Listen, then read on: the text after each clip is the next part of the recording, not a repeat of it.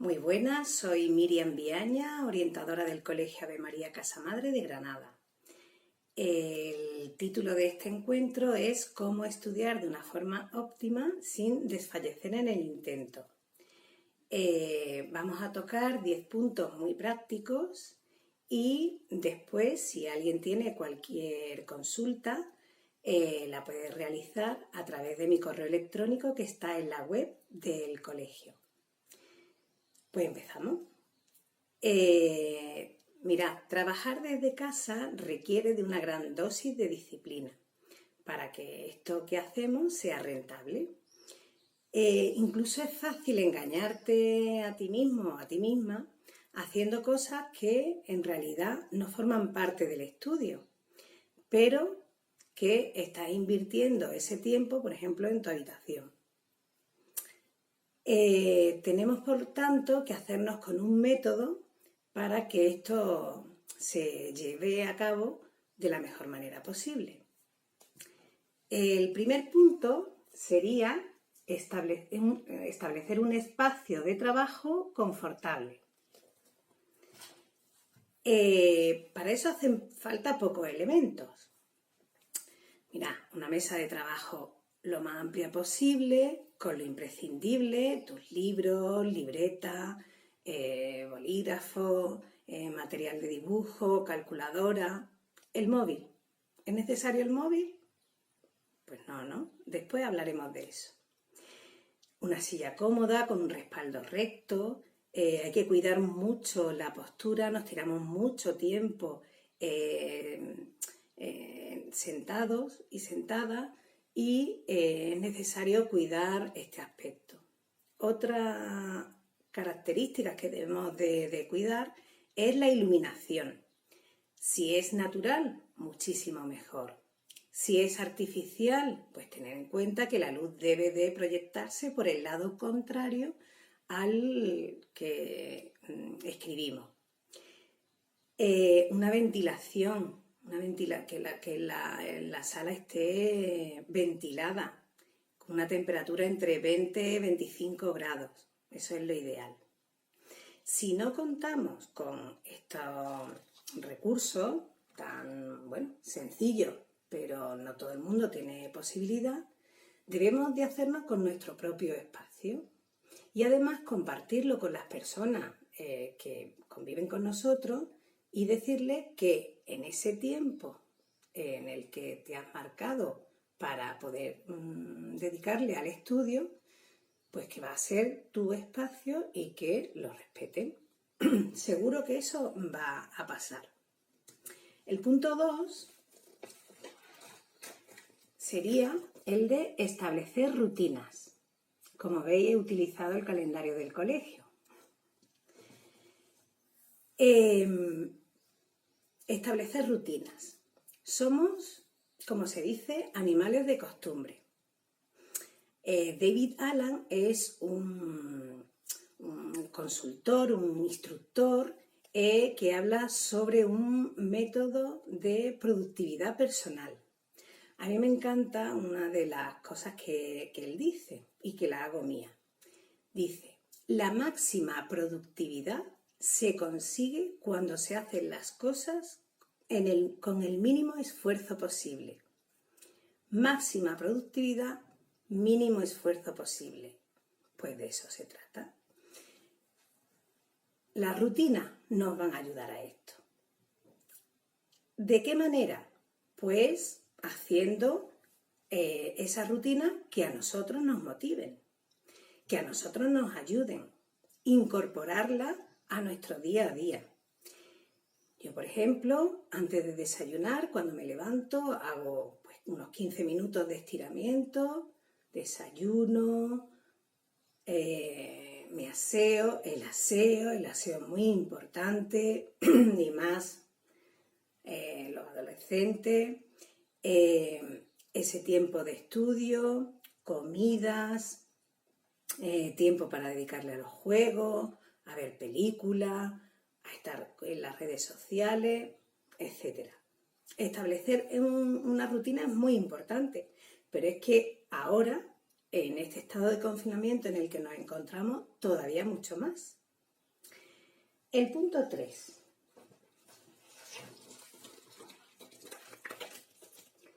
Planifica cada día. Solo te puedes sentir bien cuando sabes qué es lo que no estás haciendo, pero tienes un plan para llevarlo a cabo. Hay que hacerlo por escrito. Un cuadrante donde aparezcan todas las asignaturas y todos los días. Algo parecido a esto. Algo muy sencillo. Aquí tenéis todas las asignaturas, aquí tenéis todos los días. Incluso he puesto un cuadrante en el que vienen observaciones. Por ejemplo, si me he marcado que en esta asignatura iba a hacer tantos ejercicios y no los he hecho, coloco aquí, ¿para qué? Para tenerlo en cuenta que lo tengo que volver a rediseñar en nuestra planificación. Por eso esa planificación debe de ser flexible para que podamos adaptarnos a las circunstancias que cada día se nos presenten. La planificación es lo más difícil, pero una vez que la tengamos nos va a resultar mucho más sencillo saber lo que tenemos que hacer cada día. Porque si tú lo planificas y por la noche echas un vistazo a lo que vas a tener que hacer al día siguiente, vas a dormir mejor, con tu conciencia tranquila, y además te vas a levantar con las ideas claras de qué tienes que hacer, a qué te tienes que enfrentar. Si un día, por lo que sea, no, como hemos dicho antes, no cumple alguno de los objetivos que te han marcado, no pasa nada. Tú reajustas la planificación y la retomas con fuerza para el día siguiente. Para hacer esta planificación es necesario que tengas en cuenta estas otras cosas que vamos a estar comentando. El punto 4. Trabaja las tareas más importantes. ¿Qué quiere decir esto? Trabajar primero las tareas más importantes. Estas tareas más importantes todo el mundo sabemos cuáles son. Por lo tanto, son las que te van a garantizar acercarte a lograr tus objetivos. Si las realizas, pronto tendrás un sentimiento de realización y de satisfacción personal y el resto de trabajo va a venir rodado. Si empiezas siempre con lo que más te gusta, con lo que se te da muy bien y lo que te cuesta más trabajo lo vas dejando, se te irá acumulando todo ese trabajo. Muchas veces ves estas materias como imposibles, pero si vas dando pequeños pasos, pero continuos, llegarás a conseguir mucho antes de lo que te imaginas, pues esas metas. El punto 5, y ya vamos por la mitad. Trabaja por bloques de tiempo. El objetivo es eliminar interrupciones y evitar el agotamiento. Por ejemplo, por la mañana le vas a dedicar X horas, entre las cuales además están las tareas de presenciales que tenéis con vuestro profesorado online.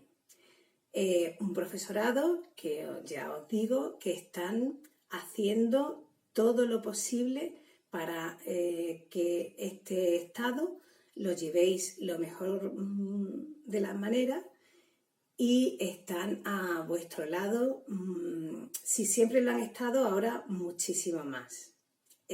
Aprovecharlo, porque tenéis muchísima suerte. Bueno, es que son mis compañeros y mis compañeras. Esos bloques de tiempo, un modelo de una distribución de tiempo sería un primer tiempo de unos posibles 45 minutos a una hora, en la que trabajas materias de una dificultad media para entrar en faena. Un segundo tiempo de una hora y media. Antes has descansado unos 5 o 10 minutos en los que has ido a beber agua, al servicio. Vamos a dejarlo de las redes sociales, el WhatsApp y demás, ¿vale? Has preguntado en tu casa cómo están los demás cuando te los has encontrado por el pasillo. El segundo tiempo, 1 hora a 1 hora y media. Y ahí ya entras con las materias que te cuestan más trabajo. Haces un descanso de unos 15 minutos y luego te enfrentas a otro tercer bloque de tiempo, de 1 hora, en la que haces los ejercicios que te resulten más fáciles, manualidades si tenéis que hacer de algún tipo, una lectura rápida de tema, preparar esa planificación, y sería en ese momento. Estaríamos hablando de aproximadamente unas 3 horas. Pensad que en el colegio estamos 6 horas por la mañana y al menos 2 que le echemos por la tarde, serían 8 horas. Yo no estoy diciendo que hagamos 3 horas al día, no, sino que te planifiques, que te organices de manera que estés llevando a cabo todo lo que tienes que hacer. El punto 6 sería evitar las distracciones. Evita las distracciones. Este punto yo creo que es el clave para muchos de los alumnos y de las alumnas con las que yo siempre he trabajado. Pues mira, las rutinas ahí nos van a ayudar muchísimo. Debes definir en tu rutina momentos para tratar temas como enviar WhatsApp, acceder a las redes sociales, llamadas de teléfono. Si mantienes todos estos frentes abiertos, tu productividad tenderá a cero y además te desgastará. Otro problema que existe con los distractores es que estamos cada vez más acostumbrados a ir saltando de una tarea en otra, La atención, por lo tanto, como tantas otras cosas, hay que entrenarla. Es realmente difícil prestar atención al estudio si te suena el móvil, con un comentario que hace alguien en el Instagram, un WhatsApp. ¿Cómo resistirse? ¿Crees que puedes prestar atención si recibes una interrupción cada 7 minutos y además la contestas? Ahí lo dejo. ¿Debe estar el móvil en nuestro lugar de estudio? No. ¿Debemos de tener en el ordenador encendido nuestras redes sociales? No. Y todo el mundo sabemos cómo podemos hacerlo. Fijaos, 7 minutos constantemente interrumpiéndote. No hay quien se concentre así. También es muy importante, mientras estás estudiando, hacerlo de una forma activa. Eso va a evitar que te distraigas. Es decir, te tienes que ir preguntando constantemente sobre lo que estás leyendo, los pasos que estás haciendo a la hora de elaborar, por ejemplo, la solución de un problema. Si estás estudiando historia, por ejemplo, pues hazte las preguntas y luego lo vamos a volver a comentar, las preguntas que se haría un periodista. ¿Qué pasó? ¿Quién eran los protagonistas? ¿Cómo pasó? ¿En qué sitio? Etcétera, etcétera. Si hacemos este estudio activo, la distracción va a disminuir muchísimo. El punto 7, muy importante, buscar objetivos. Recuerda a menudo por qué haces lo que haces. Te recomiendo que utilices un sistema visual, algo que te recuerde cada día que estás llegando a tu meta. Puede ser el mismo plan de trabajo ese que nos habíamos marcado y vamos viendo cómo lo estamos consiguiendo, tachando a lo mejor en ese plan que nos hemos escrito las tareas. Pero yo me pondría frases motivadoras, no sé, un dibujo, una foto de lo que quiero conseguir, Algo que a mí me ayude a querer hacer lo que estoy haciendo y tener claro para qué lo estoy haciendo. Porque tener un objetivo para alcanzar nos va a ayudar a que hagamos tareas que lo hagan posible. En realidad todos trabajamos para ser recompensados y recompensadas. Por lo tanto, yo me plantearía mucho el tema del objetivo. El punto 8. No busques excusas. Muchas veces dedicamos más tiempo a buscar excusas para no hacer lo que tenemos que hacer y eso también nos desgasta.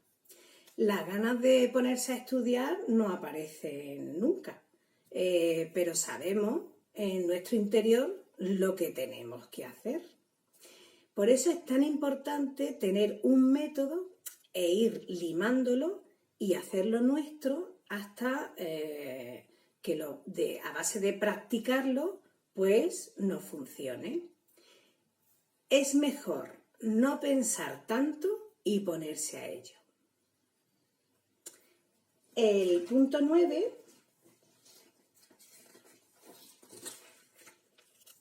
yo voy a enseñar un sistema, el sistema Biller.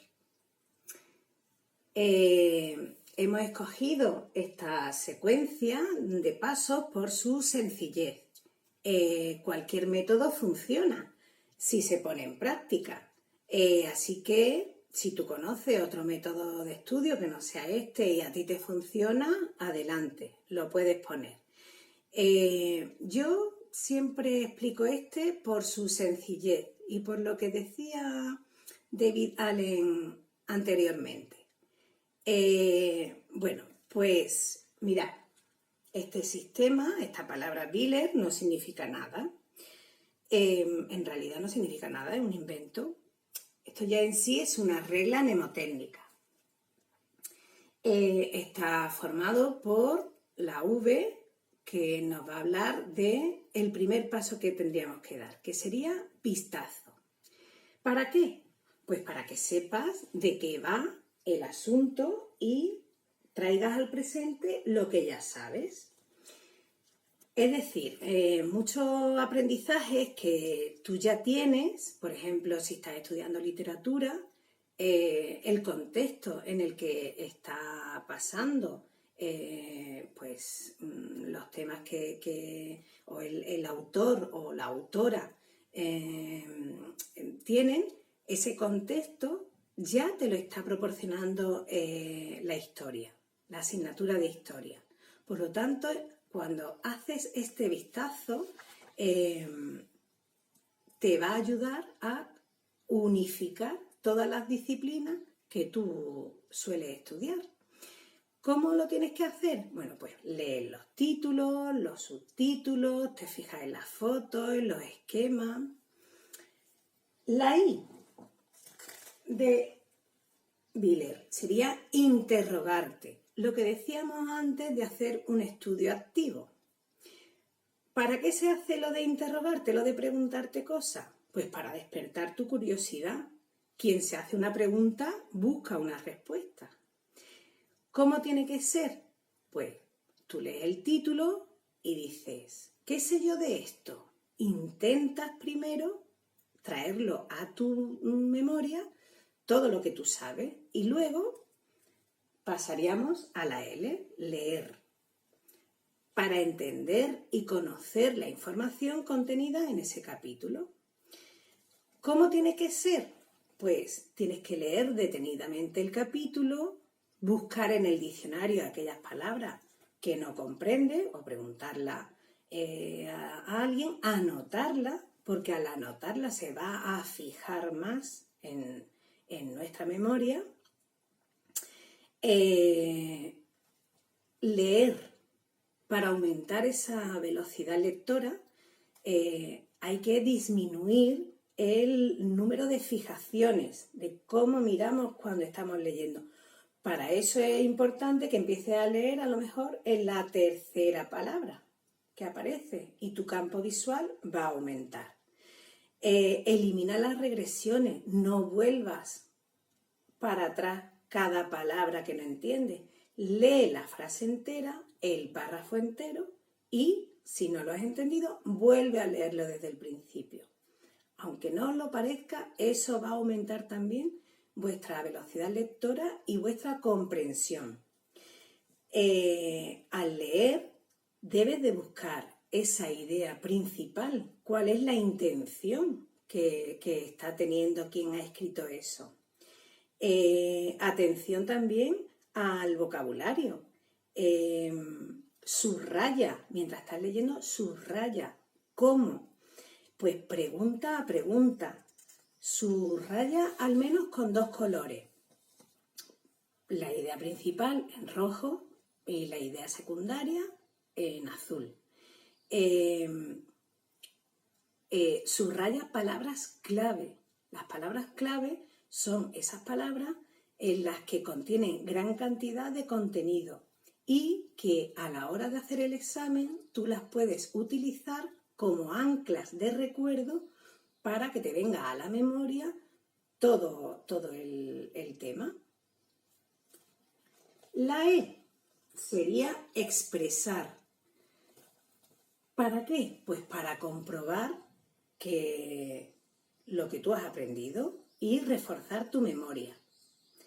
¿Cómo tiene que ser ese expresar?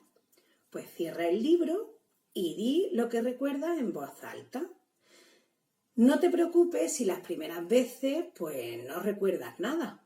Imagina que se lo vas a decir a tu profe. Además, te puedes ayudar de esquemas. ¿Qué es un esquema? Pues es la expresión gráfica de las ideas fundamentales de un tema, estructuradas de un modo lógico y personal, porque cada uno va a hacer su esquema a la manera que le funcione. Por eso hay que practicar. ¿Qué elementos tiene un esquema? Pues consta de un título, unos apartados. Un título es muy importante. Muchas veces os estudiáis las preguntas sin realmente asociarlas a ese título, a esa pregunta. Y entonces, cuando la hacen, la formulan en los exámenes, en las pruebas, no traéis a vuestro recuerdo porque no habéis asociado lo que habéis estudiado a la pregunta. ¿De acuerdo? Entonces, en el esquema, el título y idea principal, idea secundaria. La idea principal se pone en la parte derecha y vas metiéndote en el papel, te vas metiendo cada vez que vas haciendo una idea secundaria y demás. ¿Cómo se hace ese esquema? Pues una vez leído y subrayado el texto, se toman las ideas clave y se disponen, como hemos dicho, de esa forma jerárquica, ¿vale? El esquema debes de utilizar tus propias palabras, porque eso va a demostrar que has comprendido bien y sabes de qué es lo que estás hablando. Además, estos esquemas te pueden servir luego a la hora de repasar para los exámenes. Es un buen método para que tú puedas luego repasar, que será el último de nuestros puntos. Ayuda además a comprender que el texto, al hacer tú ese texto de esa manera, sabes sintetizar, aprendes a sintetizar, aprendes a resumir, facilita que luego tenga una secuencia lógica a la hora de memorizar y obliga a esa concreción y a esa brevedad que te va a ayudar luego a la hora del repaso. El último punto de Wheeler sería repasar. Pues ¿cómo? Normalmente se estudia de esta manera. Tú tienes, por ejemplo, 4 puntos que te tienes que estudiar y repasas primero O sea, te estudias el primero, luego repasas el primero, te estudias el segundo, repasas el primero y el segundo, te estudias el tercero, repasas el primero, el segundo y el tercero, de manera que inviertes mucho tiempo y además te sabes muy bien lo primero, pero lo de en medio se va quedando ahí, no tan fijado en la memoria. Por lo tanto, una forma útil también de repasar sería esta que te propongo. Te tienes que estudiar 4 puntos, ¿no? Bueno, pues te estudias primero el 1, luego te estudias el 2, el punto 2, luego te repasas el 1 y el 2, te estudias el 3, te estudias el 4, te repasas el 3 y el 4 y por último haces un repaso del 1, 2, 3 y 4. De esa manera repasamos 3 veces cada una de las actividades, de los puntos que tengamos que estudiar.